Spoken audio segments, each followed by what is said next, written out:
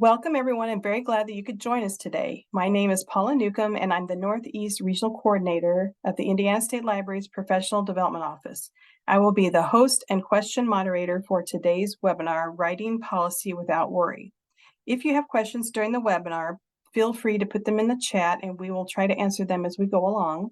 Today's presenter is Beka Lemons, and she is the Director at the Huntington City Township Public Library. After this webinar has been transcribed, it will be available on the Indiana State Library's archived webinar page. If you're watching an archived recording of this presentation, information on how to obtain your LEU is in the video's description in YouTube. For weekly updates on upcoming trainings and to learn more about what's happening in libraries across the state, please subscribe to the Indiana State Library's e-newsletter, The Wednesday Word, and check out our continuing education website for other professional development opportunities. So let's get started. Again, I'll say the reminder again, make sure you change it from, for the chat, change it from host and panelists to everyone so everyone can see your questions. So now I'll hand the presentation over to Beka. If she can share her screen. Unmute myself, that'll be helpful. All right. Okay, we're going to go ahead and do a presentation. I'm going to share my screen here. Today, we're going to be talking about writing policy without worry, I hope. Policy is one of those things that I have seen a lot of people struggle with, that when we know we need to write a policy, we worry about it, and we worry about it, and we worry about it, and we worry about it, and we don't actually get it done. So what I wanted to do is go through and talk to everybody about how we might approach our policy in a way that is easy for us, makes policy writing a little less painful, and makes our policies more effective. So we're going to talk about all of those things today. As we go, please, please, please put your questions in the chat. I would be happy to stop whatever I'm doing and answer your questions as we go so that we don't forget anybody. Okay, and then we will have plenty of time afterward to answer any questions as well. Okay, first things first, a note on policy versus procedure. So what we're talking about today is policy. These are things that have been officially approved by your board. These are the rules of your library. They are your hard and fast rules, the things that have to be done. Procedure is the things that you do to just get your work done every day, okay? So what's your procedure for signing up for a library card, right? There's a procedure that your circ staff have to go through, but there's also a policy about who can and can't sign up for a library card. One thing to remember, your procedure should never be in your policy, okay? When we talk about policy, we're talking about our rules, not our process, okay? So please don't put your process in the policy, because process changes more often than policy does. So that's something for you guys to remember. Let's talk about why policy is important. Why do we need these darn things? All right. First off, we need to make sure that our rules are known to all of our staff and patrons. If we don't let them know what rules are, they can't follow them. We need to address points of conflict. So if there's something that's going wrong in our libraries, we need to fix those things. We usually do that with policy. We need to have a uniform way of doing things. This makes sure that everybody can make the same decisions in the same way, and we get everything done the same way. Policy ensures employee accountability. You can't hold people accountable for things they don't know, but it also empowers employees to make decisions, okay? If they can look at a policy and say, I know what I'm supposed to do here, they don't have to call you 12 times a day to ask you what to do. Policies help us to avoid unnecessary mistakes and misunderstandings. If everything's written down, we know what to do. They also ensure fair decision-making. This is a really important one, especially in personnel policies, but also in patron policies, okay? If we know the decision that we're supposed to make, we always make that same decision. And the last one is providing legal protection. Now, there's an asterisk after this one, and here's the reason for that. It's really important to remember that policies are not legally binding, okay? You can write whatever you want into a policy. That doesn't make it legal. That doesn't make it so that you're not going to get sued over it. That doesn't mean that you are going to be completely free from litigation, okay? But what we want to do is to put things in policy that show that we intend to follow the law. Okay. So if we put things, especially in personnel policy, about discrimination and harassment and fair wages and those things, that goes a long way to show that we were thinking about this, we meant to do the right thing, and that can help you out a little bit. The other thing that you have to think about is that your policies have to follow the laws. Okay, you can't write something in policy that is contrary to what is legal. All right, I can't just decide that I want to have a $6 minimum wage instead of a $7.25 minimum wage. That can't happen. Okay, I have to do at least what is the law. I can do more than that. Okay, so local policy can be more strict than the law, but it can't be less, unless we're restricting people from doing things, which is a whole other thing. Okay, so just be careful. If you are doing anything that you have questions about, please, please, please, please, please send your policies to an attorney for review. Okay, none of us, well, maybe some of us, I for one am not an attorney, so I can't know everything, and I want somebody to look those things over and make sure we're doing the right things. Okay, all right, policies are good for us, but policies can also sometimes be bad for us. So what are some of the things that we see as pitfalls or negatives when we write policy? First things first, it reduces innovation and can hinder necessary change. Okay, I have seen this happen where someone will have a policy and they will have that same policy for 15 years. And they'll go, my policy hasn't changed for 15 years. It's exactly what it's always been. And maybe we needed to change that, right? Maybe we needed to think about that and change things because we weren't doing something new that we could have been doing or should have been doing just because our policy said we shouldn't. So remember that policies are changeable. Policies can be open to interpretation if not written correctly. So make sure as you're writing your policies that you are doing so in a way that is clear, which we will talk about that in a little bit. Policies can be overly restrictive. We will also talk about that and how that might work in a little bit. And then, like I said, policy needs to be updated regularly. You need to be checking it and you need to be making sure that you're keeping track of where you're at. Okay. All right. So here is my 6-step process. I am calling this policy writing in 6 easy steps. They look easy on paper. Okay. I'm not belittling the fact that this is a hard thing to do, but we're going to try to make it as easy as humanly possible. All right. So number one thing, you need to identify your goals and your need. What do you want your policy to do? Why do you need it? Am I writing a policy about patron behavior? Am I writing a policy about library cards? Am I writing a policy about fines and fees? What is that thing that I'm doing?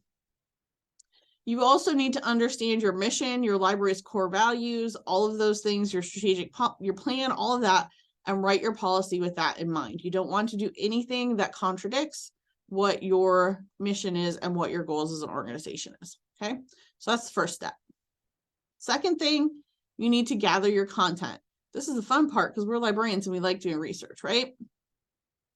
So the first thing you need to do is to do some research. I like the internet. It's awesome. Okay. You can often Google and find policies. So go out, find some examples of similar policies, ask different libraries for policies. I don't know. I know a lot of you from different states, but here in Indiana, we have a listserv where I can just post something and say, hey, does anybody have a policy about, book challenges? And what is that? And can you share that with me? And you'll just get a whole bunch of policies from other people. You can look at them, decide what you want to do. The biggest thing that you can do to make policy writing easier for yourself is to remember that you don't have to reinvent the wheel. Okay. There are policies out there that can help you. Now, you're probably not going to find a policy that does exactly everything you need it to do, but you're going to be able to create an outline for yourself and get some bits and pieces that work and cobble some stuff together to make the policy that you need to make. Okay. Helps you get ideas of language, different things like that. Another good thing to do when you are gathering content is to brainstorm and get input from other stakeholders. this is usually going to be other people in your library. If you are writing a circulation policy, don't write that policy without talking to somebody who works in circulation. Maybe it's a circulation supervisor, maybe it's somebody that works at the front desk, but make sure that you get some thoughts from them, because if you don't, you will end up doing something that is contrary to how the world actually works. I guarantee it. I usually like to run every single policy at least through my administrative team. If it's not something that we need other staff input, but everybody sees it on the admin team, and we make sure that everybody's on board with it. It can also give you ideas of things that you might not have thought about to put in there. You can also create an outline of everything you think you need in the policy. This is what I like to do. I create a little mini brain dump for myself. I put it all in a document. I dump every idea I have, every thought, every snippet of policy I found somewhere else, and then I go back and I organize it. Rather than trying to sit there and write it like I'm writing the great American novel, I like to get myself some base information to try to get that thing going. Okay. Once you have your content gathered, you can do the really easy part, wink, wink, and that is to write the policy. Okay. This is going to be the most challenging thing, is to actually put your policy together. I've got some tips for you. All right. So as we're writing policy, there are some style things that we need to remember. First thing, have a standard format. I will show you an example of this at the end of the presentation, but you want to have a standard format for all of your policies. It should have a header on it that has the policy name, when it was approved, when it was last updated, all of that, and it should all look the same so that we can find them easily. You also want to make sure that you are writing to the most basic audience understanding. The people that we're writing policies for are also not lawyers, okay? We want to make sure that we're writing to a 6th to 8th grade reading level, okay? Our staff needs to understand it. Our patrons need to understand it. They can't follow a policy that they can't read and understand. So just be really, really careful about that. Don't overcomplicate it. It's completely unnecessary. Right? You want to break your text into scannable chunks. Please don't write a policy that is one long run-on paragraph, okay? Put headers in there, break it up into paragraphs, break it into sections, so that everybody can see. So I can go through and see, okay, this is my definitions, this is my practice, this is, you know, all of the different pieces of it, and go through that, which we will also see an example of that. You want to make sure that you are defining terms when necessary. Sometimes people who read our policies, including our board members, might not necessarily understand what our library terminology means. So make sure you are defining those terms as you go through your policy. Omit excess words. Try not to make your policy longer than it needs to be. There is no need to write in order to. You can just say to. So don't try to make this fancy. Don't try to make it crazy. Just make it as simple as possible. One thing we have to be really, really careful about, this is what I want everybody to pay attention to, is minding your obligations. And what do I mean by that? I mean, mind your wills and mays and shoulds and shalls. Okay. So there is a huge difference between you may face disciplinary action and you will face disciplinary action. Okay. There's a huge difference between you should provide ID to get your library card and you have to provide ID to get your library card. Okay. So just make sure you're a little bit careful about that. A lot of times we end up putting a lot of, you know, mays or shoulds or coulds or things like that in our policy, when really what we mean is you will. Okay. So just be careful about those things. Also, don't put something in there that is a mandatory, like you will, or you have to, or you must, unless you actually mean that. Okay. If it's optional, make sure you're putting a may or a should in there. Okay. We want to make sure that we are minimizing abbreviations. People don't understand what our abbreviations are. My favorite one is every time I try to abbreviate assistant director, I look at it and go, nope, I can't do that. So we have to make sure that we're just being careful about that. I personally, we have a super long library name, okay? We are Huntington City Township Public Library.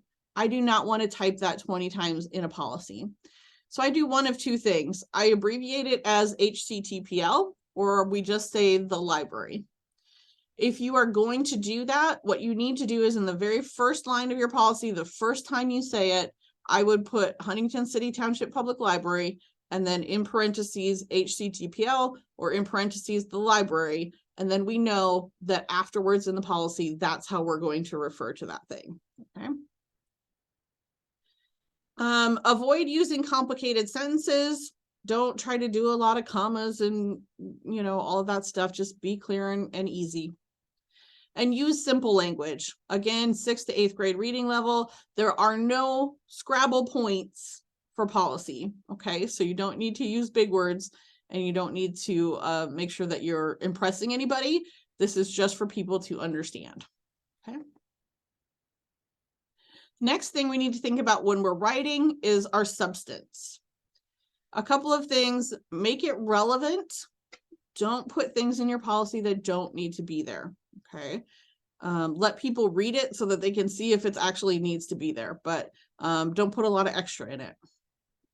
Keep it simple. Again, we already talked about that. Keep it easy. You want to make sure that you keep it general, all right? Any specifics in your policy could cause you to really run into some roadblocks as far as conflicting with your policy or being outdated or anything like that. So try to keep it as general as possible. And then lastly, make sure it's enforceable, okay? One thing I like to think about is some people have a restriction against using cell phones in the library. But really think about it. Are we going to chase down every single person that's using a cell phone in our library? Or is it just that we need to think about appropriate cell phone use in the library? So really think about what can and will we enforce. So don't put something in a policy if you don't plan on enforcing it. Okay. All right.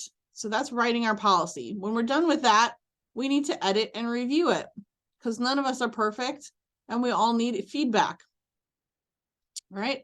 First things first, go back to those stakeholders that you gathered content from and show them your draft to make sure that it will work in practice. Make sure that you didn't make any mistakes. Make sure that you didn't miss anything. We do need to get legal advice occasionally for our policies when we need to do that. First, to ensure that we are compliant with legal requirements. This will mostly be in like HR policies, but some patron-facing policies can meet that. Things like having weapons on the premises, right? We have their legal requirements. For us in Indiana, I know what the laws are, right? And so I write that into my policy. We comply with the laws of the state as far as not being able to bring, weapons in, or actually in our state you can. But so what are the legal requirements for that? I can't say that you can't bring a weapon in because my state says you can. So just understand what those are. We want to get legal advice if we think we might be running up against discrimination or any other legal issues. And always, always, always, for any personnel policy, get a legal advice to review that. We just have a local attorney that is, just a regular local guy. He mostly does contracts, but he has reviewed all of our policies for longer than I've been here. So he knows what we're about. He knows what we're doing. And he's seen these things before, so he knows what he's talking about. The last thing, make sure your policy aligns with your procedures and create new procedures if you need to. Okay, if you change the requirements for getting a library card, make sure you change your procedure for your front desk staff. On the flip side of that, if you change your procedure, you may also need to adjust your policy. So make sure that if you are changing procedure on something, that it aligns with your policy. Once you're done with that, you are going to get approval of your policy and you are going to implement it. First thing you need to do is get approval from your board. Every single policy that you have has to be approved by your board. This is the only way it becomes a policy. Okay. Your board may have some input on it. They may ask you to change some things. You have to listen to what they're telling you to do. Okay, so just be aware of that. It's really their job to write policy, but as directors, we do that for them because it's much easier and we know what we're doing, but it is ultimately their job to make sure that policy meets their needs. Okay. Next thing you need to make sure that you do is to have a training plan if you need new procedures for anything.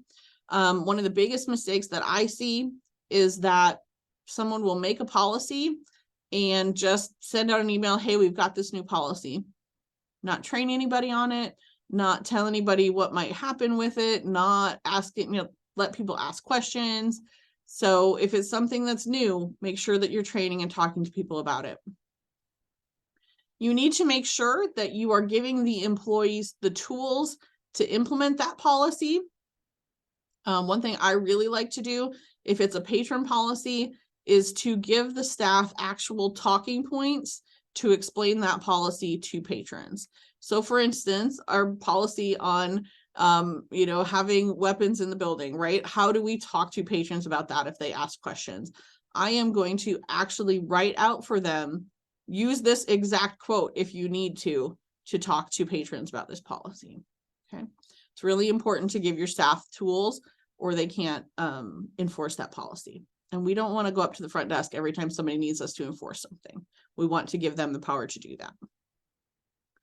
The last thing after you implement a policy, make sure you are storing things in a common place where they can be accessed easily. I recommend both paper and digital. Okay.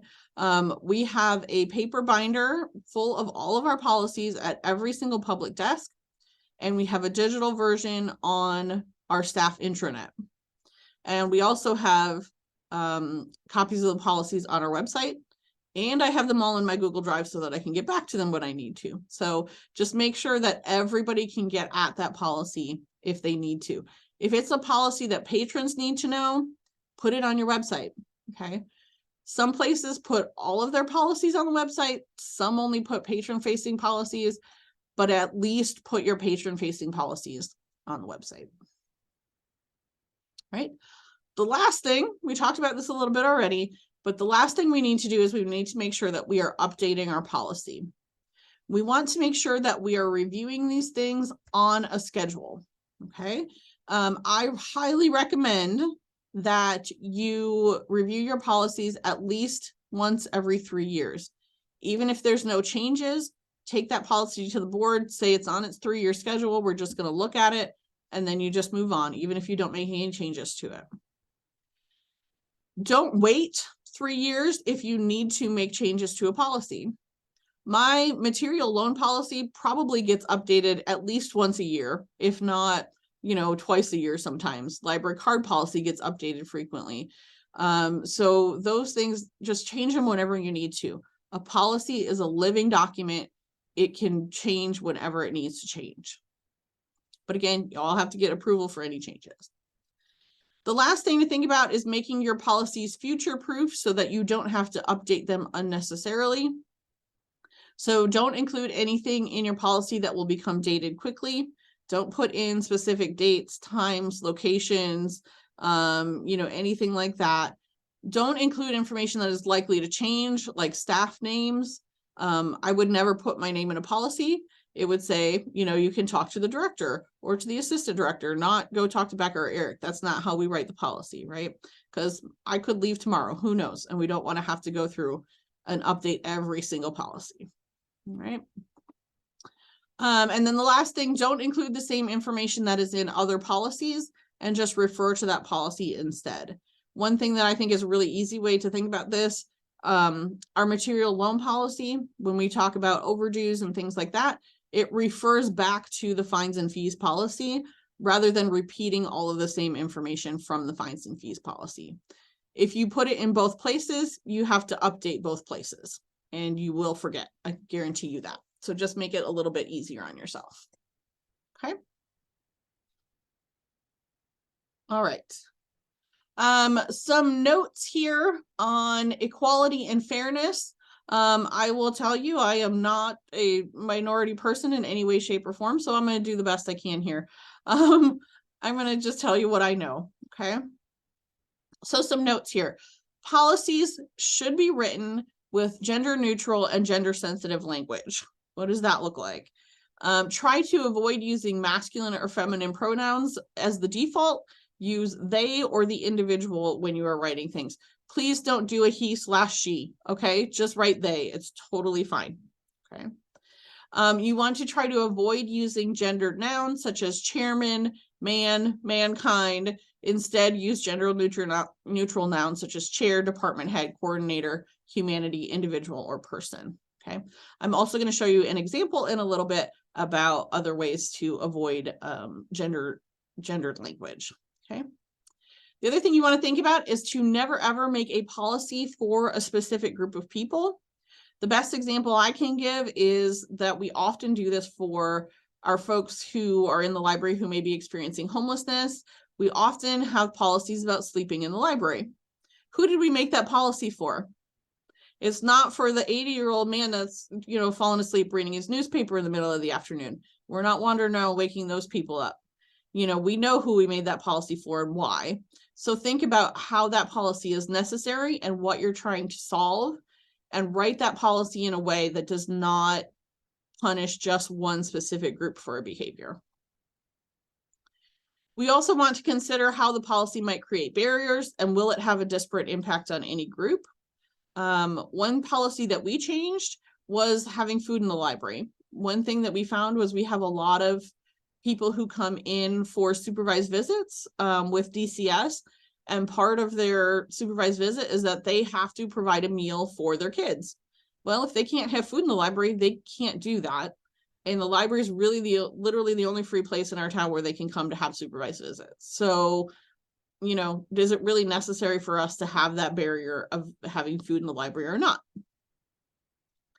Also think about not making your policies totally restrictive, and think about why you are restricting things and if it's really necessary. Okay. Are we restricting people to have library cards to sign up for summer reading? Okay. Maybe some of our little kids don't have library cards because they're, you know, just have one card for the family or something like that. So just think about what are your things that are restrictive, and do they really need to be that way? Okay. All right. So we are going to look at now some examples here, or an example. All right.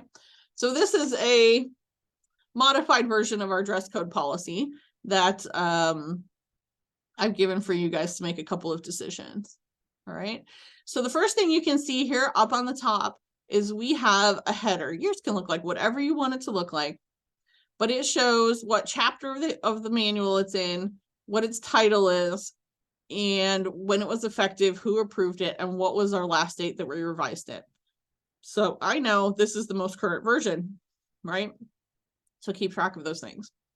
All right, so another example here in our first paragraph, you can see here we have 2 paragraphs. These are chunked out so that we can see what we're doing. It's easy to read, easy to scan. All right. So the first sentence here, this is where we're putting out our goal for this policy, our vision for this policy. We're saying work attire should complement an environment that reflects what? Ours says something to the extent of a professional and something, I forget even, but it's something to the extent of a professional organization. So what are those things that are important to you in your dress code? What are you trying to achieve? Are you trying to be more relaxed? Are you trying to reflect your community? Are you trying to be super professional? What is it that you want out of this policy? Okay. We have to say, you know, what this policy is intended to define. So this policy defines, you know, the work attire of our employees, you know, during work time. So you can kind of fill that in however you need to fill that in, but really thinking about what exactly are you trying to do with this policy? Okay. Then the next thing is our next paragraph here. These are our general guidelines. Clothing should be neat, torn, but I'm not going to go through all of those. Okay. The one I want to highlight for you here is my favorite one. Piercings and tattoos are what? Okay. You guys can't see me. I have tattoos all over myself. And so one of the first things that I had to do when I came to my job was to say, I am not going to wear long sleeves every single day. And went back to the policy and it said piercings and tattoos are prohibited, period. And I went, nope, That's not going to be happening anymore. So what did we say? We said piercings and tattoos are, are okay as long as they are not offensive. And if they are considered offensive by any other staff or patron, then management can ask you to cover them up. Okay. Honestly, I have literally never had a patron complain about anybody's tattoos or piercings or hair color or anything like that. If we limit these kind of things, what we're doing is we're limiting fantastic creative people from being part of our library workforce. Okay, so really think about, why am I limiting things like that? That's one of the most common things I see in policy, is that those things always have to be covered, or they're not allowed, or things like that. Facial piercings aren't allowed, whatever. Okay, why? What's the point? I like to say, it's 2023. Let's let's think about how people actually react to these things. So just think about that and understand what you're trying to do. Obviously, if somebody has, offensive tattoos or vulgar tattoos, I'm going to ask them to cover them up, but most people don't have that as the case.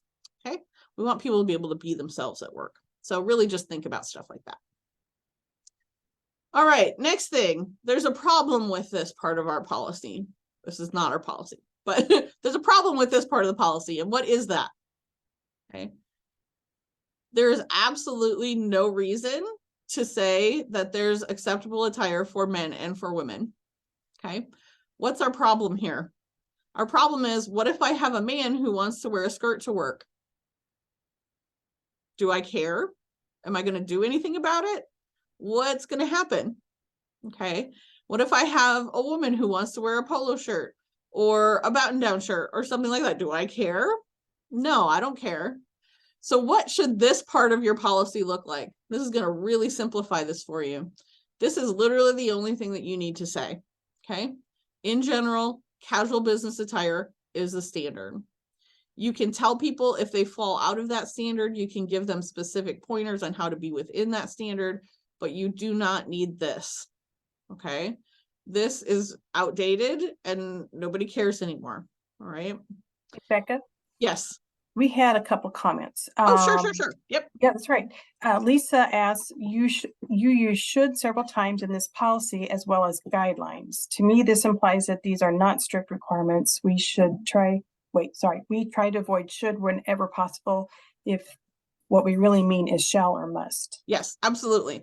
So if we're looking at this, okay, dress code should, and this is one of those things that I changed because I wanted to see if you guys would catch it, but it worked more in my in-person presentation than in this one. But I had written a couple of times in here should, to see if anybody noticed that. But yes, this should be a shall, right? Because you have to follow the dress code at all times when you are representing the library. Okay, so yes, you caught that, and thank you, because I forgot that I had changed that. So anything that you really want people to be doing, make sure that that you are putting the right language in there, right? Okay, if we look at the last line here, library name tags must be worn and visible to patrons at all time. It's not an optional. Okay. And one other one. Yes. The HR guy for our parish then asked me, well, what's offensive? How do you explain what offensive is, and does that have to be specified in the policy? So generally, I do not specify that in the policy. What I generally refer that is something that makes someone uncomfortable. So in the same way that we would consider offensive language as something that made someone uncomfortable. So if there's another staff member or a patron who comes to me and says, hey, I'm really uncomfortable with, this thing, then we're going to address that. We're at least going to think about it. I draw the line, obviously at any kind of nudity or vulgar language or, any curse words or anything like that, anything that might be offensive in that way. Again, I don't have anybody that has that, but if anyone were to make a comment about it, that would be where I would draw the line on it. A couple more. Mm-hmm. I'm in an area that is banning gay books. So that's a rough area. And then I do have another one. I'll go into the next one. Yep. Or how much weight should the community attitude be given in the policy, like for the employee dress code? I know in my community, There would probably be an uproar for men wearing dresses. Is that something we should consider? And then someone else says, I've had patrons complain about pride pins as offensive. So, okay, so there is this line, right, of when people complain about things, when people claim that things are offensive, we always will say, okay, we'll take that under advisement, right? We'll look into that. We'll, look at it and decide if we think it's something that we need to do something about. I would never say to somebody, oh, if you think that pride pin's offensive, that's fine. Nobody has to wear those anymore. Nobody gets to. So as an organization, I think we need to, and this might be something to talk to your board about, is to have a philosophy as an organization of what you find acceptable and what you don't. Okay. We have within our policy something that is more strict than what federal discrimination policy is.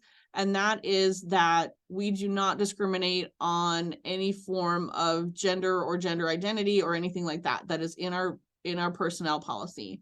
And so we as an organization have said it is valuable to us to not discriminate on any of those factors.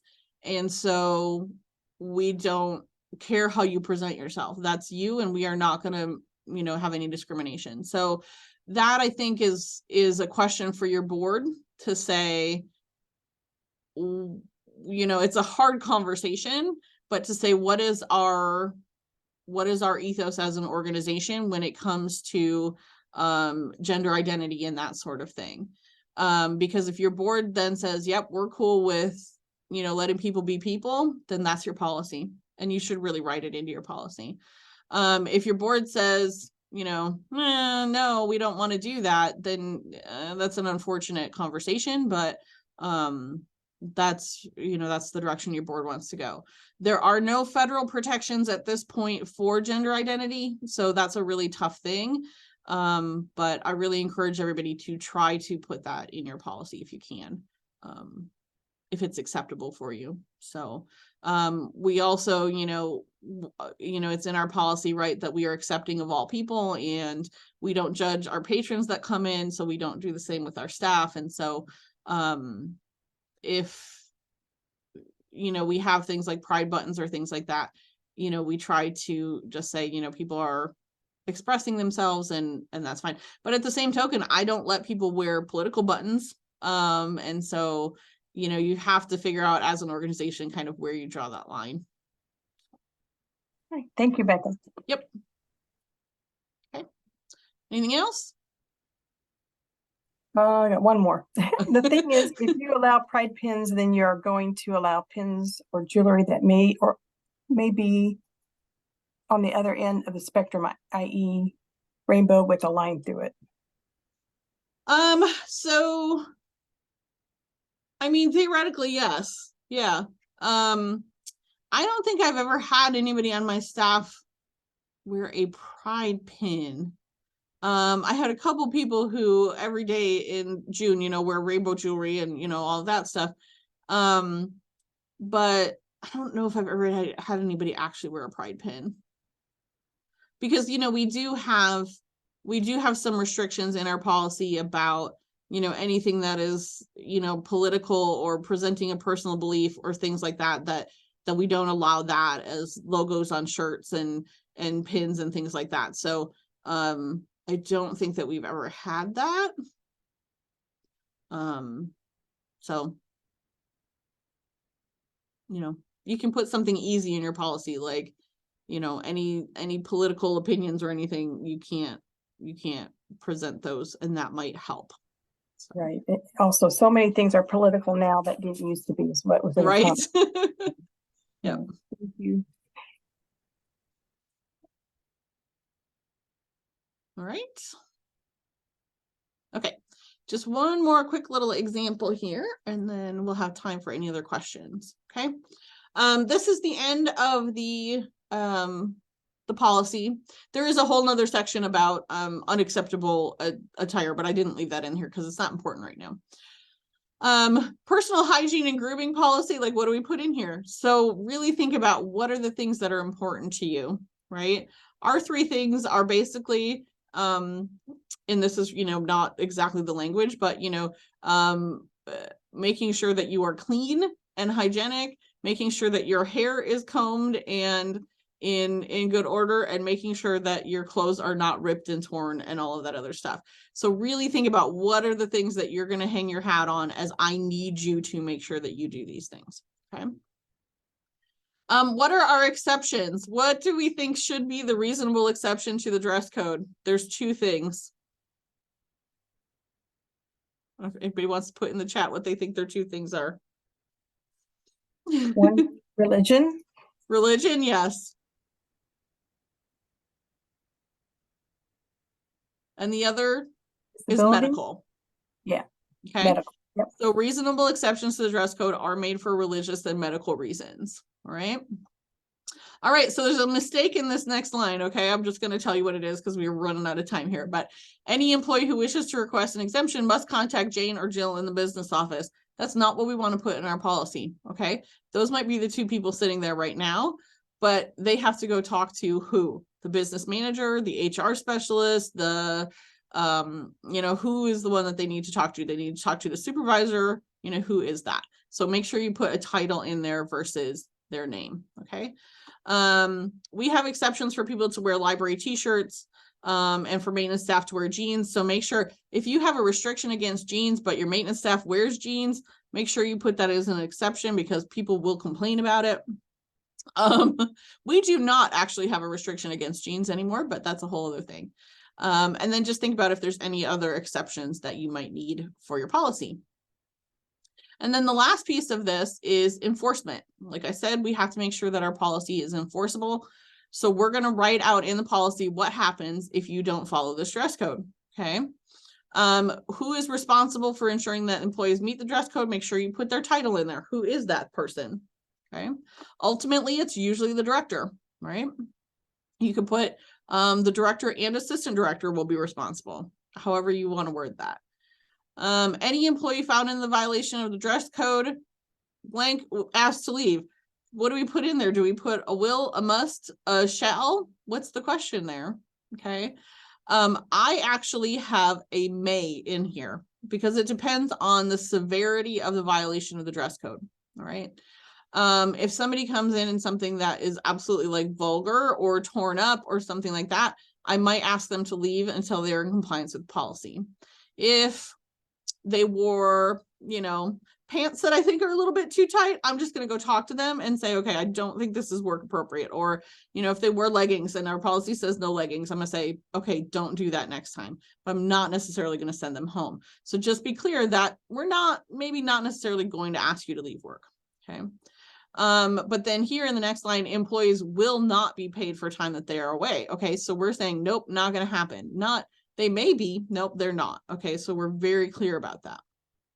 Repeated violations of the dress code may result in progressive discipline. Always, always, always, when you are talking about progressive discipline and termination, put a may in there. You do not want to back yourself into a corner that you have to fire somebody if they violate the dress code 3 times. Even if it's something fairly innocuous. Okay. All right. That is the end of my example. We'll have a little bit of time here for anybody to ask questions. This is my contact information. You can just email me, whatever you want to. I am happy to talk to people about policy. It's my thing. I think it's fun. And especially HR policies. I do have a degree in HR management. So I know a lot and I'm happy to help. So feel free to contact me whenever you might need to. Okay, I'm going to stop sharing and then we'll see if anybody else has any questions or wants to talk about anything, has any scenarios they'd like to work through. We can go ahead and do that. Yeah, and we've in the chat, Ash Parker added, they shared, updated their shared that we just updated our protective language. The EEOC now includes gender identity in the language. So there's a link to that. Yep.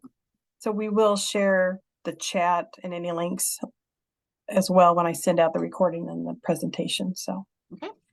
Also, I did include the LEU request form. If you guys do want a certificate saying that you were here, I will just fill that out.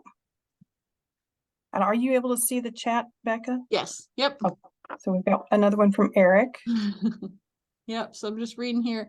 Adding on pride pins, we are not allowed to have pride items outside of June, but I went around that with a rainbow friendship bracelet. There you go. I mean, rainbow earrings, rainbow whatever. I have one particular staff member who unfortunately is no longer with us, and she just was rainbow everything all the time, and rainbow dresses and rainbow jewelry, and we loved her so much because she was always so bright. And I was like, yep, you're sunshine today. Working with youth, so this lets LGBTQ plus youth know the teen area is safe space. Absolutely. Nothing wrong with wearing a friendship bracelet in general. Gotten compliments from patrons. And I know I do this knowing people who are against LGBTQ plus rights may also perform counter identification. My philosophy is to be accepting of all. Absolutely. If you are going to be accepting of one thing, you do have to be a little bit, you have to be accepting of other things. The thing I kind of caution you against on that, and this has really nothing to do with policy, but just understand that being accepting of things does not mean that you have to be accepting of things that are damaging to other people. So if someone is presenting something that is hateful language or something like that, you do not have to accept that. So just be a little bit careful about that. Okay. Heather says, I would be curious if you or the group feels that pride pins are more political or more like an I'm Irish pin. To me, it's more like an I'm Irish pin. Okay. Unfortunately, it is very political in the atmosphere. And so a lot of that's going to depend on your community, unfortunately. So to my mind, it's just like, this is who I am kind of thing. But unfortunately, in the world, that's not always the case. So question from David about recording. I assume, Paula, that we have a recording available of this when we're done. Yeah. Yes. Okay. Question from Brianne. When it comes to mental health crisis, what kind of wording should be used? Can you clarify that for me, Brianne, what you mean by that?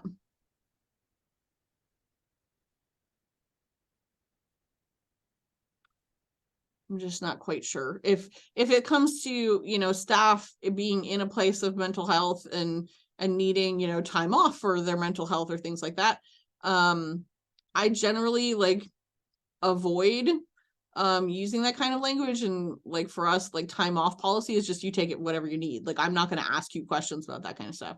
You need it for your mental health, you need it for your mental health. If it's a matter of, our patrons are having mental health issues, we just say things to the extent of, if people are, being disturbing of what we need in the library, then we have to find a solution for that. So I'm not quite sure. Okay, what I mean by this is if someone comes in and they're contemplating suicide with talking with staff and such. Okay, that's a really good question. Not necessarily related to policy, but I'll answer the best I can. That's not a policy that we have really. That's just something that we train our staff. We have done QPR training with all of our staff, which if you don't know, that's suicide prevention training. I highly, highly recommend doing that with all of your staff. But basically we just train them to say, if someone does that, they come in, they talk about contemplating suicide, we immediately call 911. Okay. And that's just a training thing for staff. So as far as patron behavior language, we really kind of try to limit that language to say that as long as you are not behaving in a way that is disturbing to other people, we don't really bother too much, I guess. And I don't know if that is necessarily what you're talking about, but we do not have language in any of our policies really about mental health crisis in particular. So question from Dana, when policies are revised, do I need to keep the original as well as the update? It depends on your records retention for your state in your area. Here in Indiana, yes, we do have to keep all of our old policies in perpetuity. We have them all in what we call our board book. And so everything that goes to the board gets printed out, put in the board book. And so all of the old things are in the board book. Okay. If we need to go back and find a policy that we wrote in 2017, we just go back to the board book and we find it. So that's where that is. Okay. Question from Linda. I was just thinking about dress policy, ripped and torn jeans. That is the style now. When you buy jeans that are already ripped and torn, how do I approach this with employees? So ripped and torn jeans are fine for casual things, okay? So we are still a professional environment and we can still expect people to have clean, not ripped clothes. I feel like if your skin is showing through your jeans, I don't know how I feel about that. So obviously it depends on your community. We went from restricting people to not wearing jeans. We went to saying, you know, you can wear jeans and that's fine, because we felt like it was more in touch with what our community was doing, what our patrons were coming in like, and we felt like we were more approachable for that. So if you feel like letting people wear ripped up jeans is good for your community, go ahead and do it. That's totally up to you. But I find it to be a casual style and not a business casual style. Okay. All right, I stepped away for a second. When policies are revised, do I need to keep the original one as well as the update? And then someone else said, do you note every revision date? Yep, we already went through that. So and then there's a question from Ash about, do you note every revision date or just the most recent? Just the most recent. So like on mine, I put like, what is the last updated date? And that's what I note on the actual policy. And then just keep a copy of the old one. If your state archives doesn't require you to keep the old ones, then don't keep them, or keep them however you feel like it. Okay. A couple of notes here about ripped jeans. Yeah, we don't allow them. And then Eric says, save those ripped jeans for zombie day. Okay. So just thinking about what's best for your organization. Okay. All right. So we are at 10 till. So I'm going to let Paula do her little updates here. Again, if you have any more questions, feel free to email me, send something to Paula. If you have her email, she'll forward it on to me and we'll see if we can help you out with anything you need. Okay, so I added that. Yes. So wrapping up, thank you very much, Beka, and thanks for everyone for being here today, for your questions and comments. And as a reminder, if you are watching an archive recording of this presentation, information on how to obtain your LEU is in the video's description in YouTube.